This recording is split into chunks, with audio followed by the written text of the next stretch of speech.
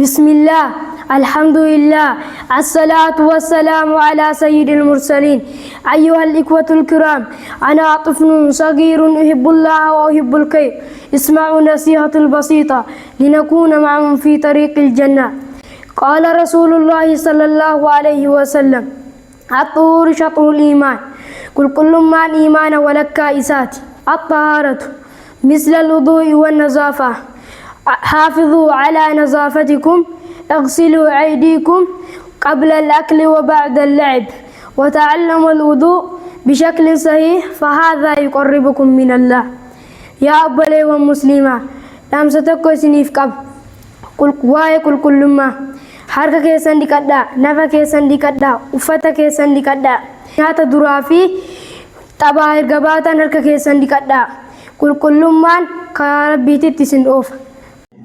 Wertuu hifzii quraanaa fi barnoota Daarul Hudaa barnoota akaakulee garagaraa of keessatti hammatuudhaan wertuu biyya keenya keessatti isa jalqabaati. Wertuun kun magaalaa Shaashamannee keessatti yeroo ammaan tana barattoota 200 ol simatuudhaan barsiisuu irratti argama. Barumsi wertuu kana keessatti kennamu quraanaa, barnoota hadiisaa, lugaa arabii, lugaa ingiliffaa, barumsa kompiitaraa akkasuma ammallee barnoota ispoortii yookaan immoo tukaandoo yeroo ta'u dabalataan barnoota akaadaamii guutuu kutaa tokkorraa hanga kutaa 8 barsiisuu irratti argama jechuudha. Kanaaf wertuun kun wertuu kallattiilee diinii fi duniyaa walitti qabatuudhaan biyya keenya keessatti dhaloota biyya tanaa fi biyyoota ni dhaalan jedhamanii abdii biyyaa ta'an oomishuu irratti argama. Alhamdulillahi rabbil alamin karoora keenyaa kan bara 2017 xumuruu irratti argamne.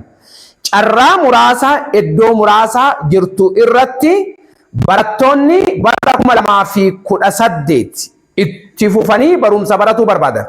Akkasumas barattoonni yeroo gannaa barumsa dameelee garagaraa kanarratti qooda irraa fudhatuu barbaaddan carraa wertuu hifzii quraanaa fi barnoota Daarul Hudaa kenne kanaan akka itti fayyadamtan asumaan dhaamsa isinii dabarsa.